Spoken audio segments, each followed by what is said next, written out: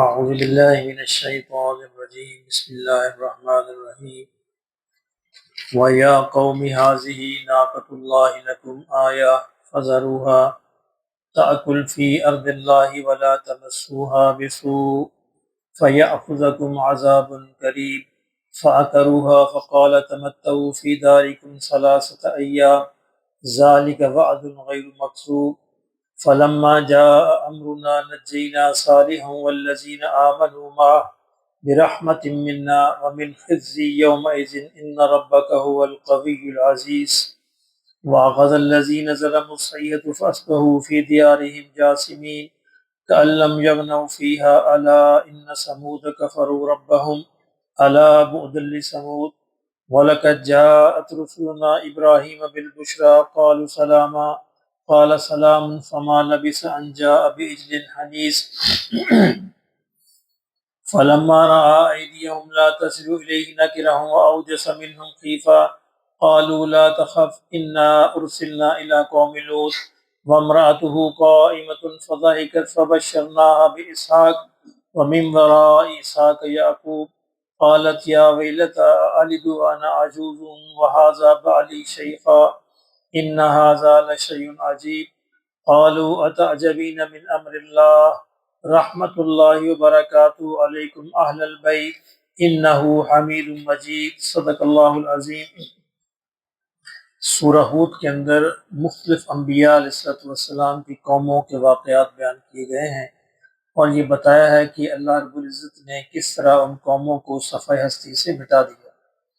یہ صورت ان صورتوں میں سے ہے جس کے بارے میں نبی صلی اللہ علیہ وسلم نے ارشاد فرمایا تھا کہ ان صورتوں نے مجھے بوڑھا کر دیا، یعنی اللہ کے قہر کے، اللہ کے عذاب کے واقعات اتنے بیان کیے گئے ہیں کہ انسانی طبیعت پہ اثر ہوتا ہے، اور نبی صلی اللہ علیہ وسلم نے فرمایا کہ سورہ ہود بھی ان صورتوں میں سے ہے کہ جس نے مجھے وقت سے پہلے بوڑھا کر دیا۔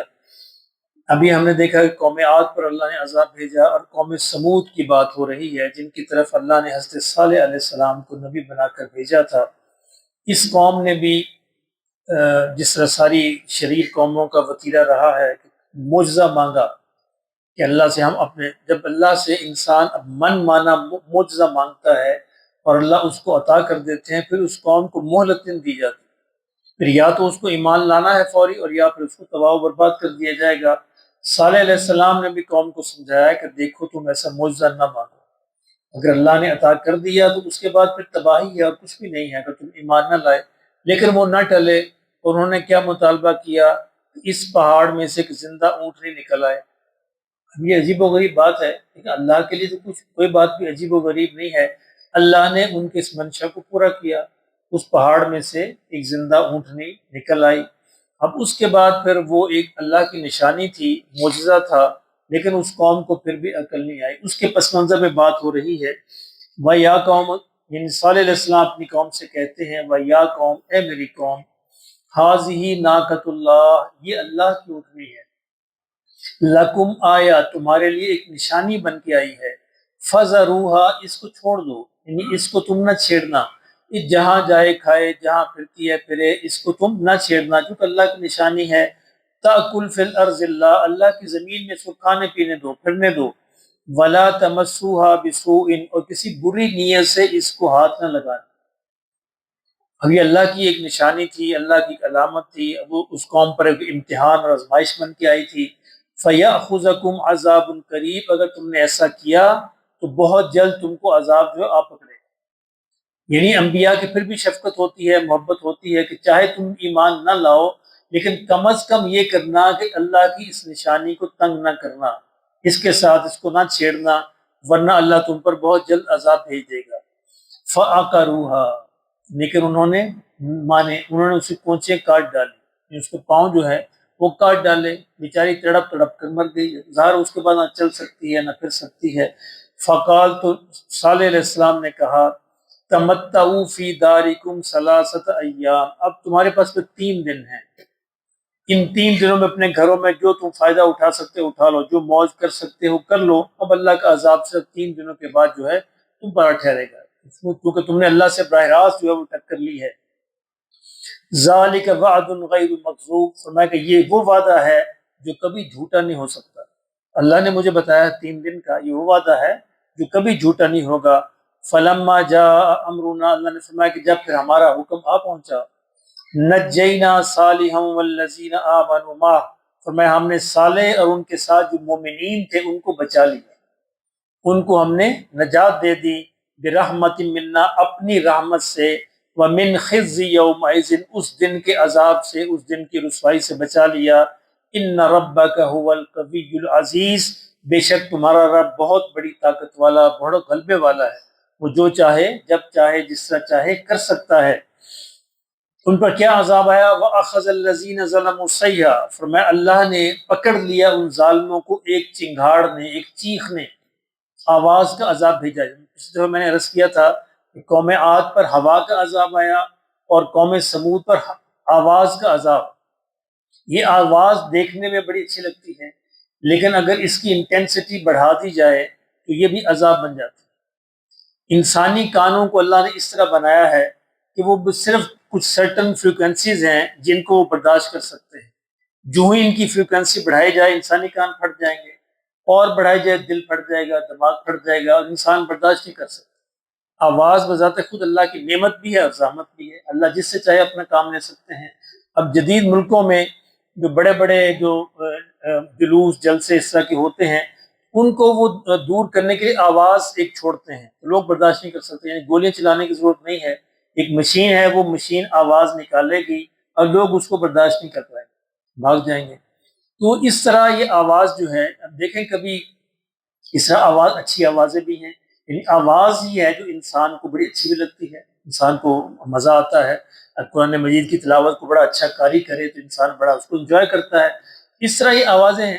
تو اللہ رب العزت نے اپنی کسی بھی مخلوق سے اللہ جو چاہے کام لے سکتا ہے، تو آواز بھی اللہ کی ایک مخلوق ہے، اللہ کی ایک دین ہے۔ کتنے لوگ ہیں جن کی آوازیں بند ہو جاتی ہیں، گلے موجود ہیں بول نہیں سکتے، یعنی بولتے تھے اللہ نے گلے کو بند کر دیا، نہیں بول سکتے۔ کتنے لوگ ایسے ہیں کہ جو ویسے گونگے ہیں، جن کو اللہ نے پیدا ہی ایسا کیا ہے، ان کو پتہ ہی نہیں کہ آواز کیا چیز ہوتی ہے۔ تو یہ قوم سمود بیوقوفی جب آتی ہے، عقل ماری جاتی ہے، تو انہوں نے کہا کہ قوم عاد تو بیوقوف تھی، انہوں نے میدانوں میں گھر بنا لیے، ہم پہاڑوں میں بنا لیتے ہیں۔ اب پہاڑوں کے اندر تراش تراش کے گھر بنائے، آج بھی موجود ہیں، وہاں پہ ہوا کہاں پہ آئے گی؟ تو اللہ نے کہا کہ ہمارے لیے کون سا مشکل ہے، ایک فرشتے کو بھیجا، اس نے ایک چیخ ماری، وہ اتنی خوفناک چیخ اور آواز تھی کہ سارے اپنے گھروں کے اندر بیٹھے بیٹھے مر گئے۔ اللہ رب نے فرمایا کہ فَأَصْبَحُوا فِي دِيَارِهِمْ جَاثِمِينَ، اپنے گھروں میں اوندھے پڑے رہ گئے۔ تو جہاں پڑا تھا الٹا پڑا تھا، الٹا پڑا رہ گیا، سیدھا پڑا تھا، سیدھا پڑا رہ گیا، وہ پھر دوبارہ اٹھ نہیں سکا، اس آواز نے سب کو ختم کر دیا۔ کبھی اگر آپ کو تجربہ ہوا ہو، مجھے تجربہ ہوا ہے، زلزلہ کبھی آئے، زلزلہ، اور اگر اس وقت آپ کے کان جو ہیں زمین کے ساتھ لگے، یعنی ایک دفعہ زلزلہ آیا تو میں سجدے میں تھا، جب کان سجدے میں ہوتے ہیں، اتنی خوفناک آواز ہوتی ہے کہ انسان برداشت نہیں کر سکتا۔ حتیٰ کہ اللہ نے ہمارے جسم کے اندر ایسی آوازیں رکھی ہیں، ہمارا خون سرکولیٹ کرتا ہے نا، بلڈ سرکولیشن ہوتی ہے، 24 گھنٹے ہوتی ہے، اس کی ایک آواز ہے، لیکن اللہ نے ہمارے کانوں کو اس سے محفوظ رکھا ہے۔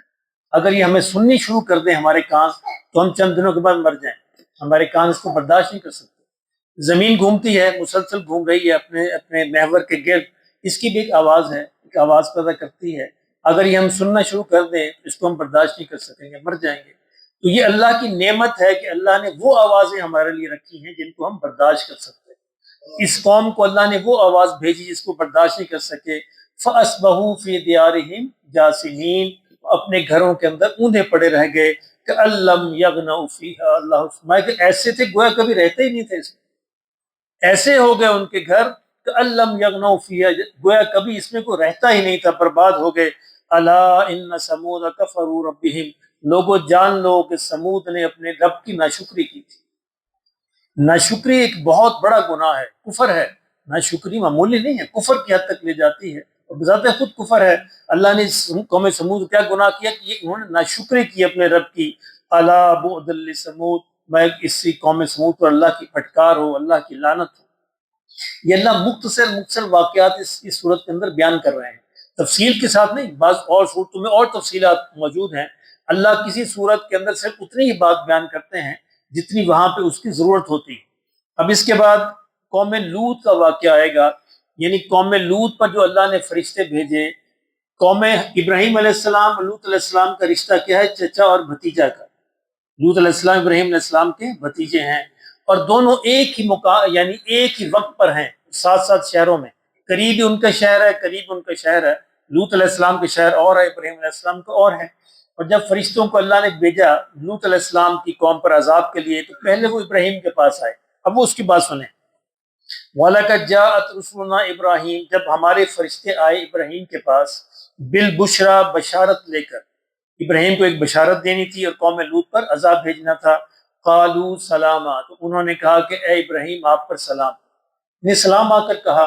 قالو کا مطلب ہے کہ وہ دو سے زیادہ تھے، عربی زبان کا اسلوب ہے، ورنہ قالا ایک ہوتا تو قالا آتا، دو ہوتے تو قالا آتا۔ قالو کا مطلب ہے کہ دو سے زیادہ، یہ اللہ نے نہیں بتایا کتنے تھے، دو سے زیادہ فرشتے تھے۔ بہرحال انہوں نے آ کر ابراہیم علیہ السلام کو سلام کیا۔ قال سلام، ابراہیم علیہ السلام نے بھی جواب دیا سلام کا۔ فما لبث ان جاء بعجل حنیذ، ان کو بٹھایا کہ میرے مہمان ہیں، جانتے نہیں تھے، نہ پہچانتے تھے، لیکن ان کی مہمانداری میں لگ گئے، اور کہا کہ بھنے ہوئے بچڑے کا گوشت لے کر آئے۔ یعنی ابراہیم علیہ السلام نے ان کی مہمانی کے لیے ایک بچڑا ذبح کیا، ظاہر کو وقت لگا ہوگا، اس کو بھونا اور وہ لے کر آئے۔ فلما رأى، وہ بھی بیٹھ گئے دسترخوان پر، ابراہیم بھی بیٹھ گئے۔ فلما رأى أيديهم لا تصل إليه، اب ابراہیم نے دیکھا کہ وہ کھاتے نہیں، ابراہیم بیٹھے ہیں اور دسترخوان کی طرف ہاتھ نہیں بڑھا رہے، دسترخوان پہ بیٹھے ہیں۔ نَكِرَهُمْ، فرمایا ابراہیم کے دل میں ایک اجنبی سی پیدا ہوئی، یہ کون لوگ ہیں، کھا ہی نہیں رہے۔ وَأَوْجَسَ مِنْهُمْ خِيفَةً، اور دل میں ڈر سا لگا، اب ان کو کہ میرے گھر کے اندر موجود ہے، جب انسان ہے نا، بہرحال انسان کے اندر اللہ نے یہ چیزیں رکھی ہیں کہ ایسا نہ ہو مجھے کوئی نقصان پہنچائے، میں ان کو جانتا بھی نہیں ہوں، مہمان بھی ہیں، اور یہ کھانا بھی نہیں کھا رہے، کھانا میں نے ان کے آگے رکھا ہوا ہے۔ قالوا لا تخف، تو پھر فرشتوں نے محسوس کر لیا کہ ابراہیم تو ڈر رہے ہیں، انہوں نے کہا لا تخف، ابراہیم تم خوف نہ کھاؤ، انا ارسلنا الی قوم لوط، ہم فرشتے ہیں، ہمیں بھیجا گیا ہے لوط کی قوم کی طرف۔ وامرأتہ قائمہ، ابراہیم علیہ السلام کی بیوی بھی کھڑی تھی، اب وہ بھی سارا ماجرا دیکھ رہی تھی۔ جب انہوں نے دیکھا ابراہیم کا ڈرنا، پھر بعد میں فرشتوں کا بتانا، وامرأتہ قائمۃ فضاحکت، تو وہ ہنس پڑی، یہ سارا معاملہ دیکھ کر ابراہیم علیہ السلام کی بیوی ہنس پڑی۔ ابراہیم علیہ السلام کتنی بیویاں تھیں؟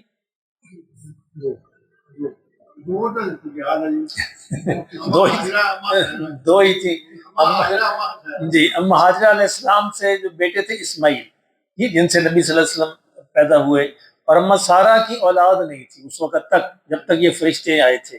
اس وقت ان کی خواہش تھی کہ جب بڑی دوسری بیوی کے بیٹا پیدا ہو گیا تو میرے گھر بھی بیٹا پیدا، بوڑھی ہو گئی تھی، 90 سال کے قریب عمر ہے، ابراہیم بھی بوڑھے ہو چکے ہیں، اب وہ کھڑی ہیں اور ہنس رہی ہیں۔ فبشرناہا، تو یہ خوشخبری دینے آئے تھے فرشتے، تو فرشتے کہتے ہیں بیوی کی طرف، ان کو کہہ کے فبشرناہا، بیوی سے کہا کہ ہم تمہیں بشارت دیتے ہیں کہ اسحاق پیدا ہوگا تمہارے ہاں، وَمِن وَرَاءِ اسحاق یعقوب، اور اسحاق کے بعد یعقوب بھی پیدا ہوگا۔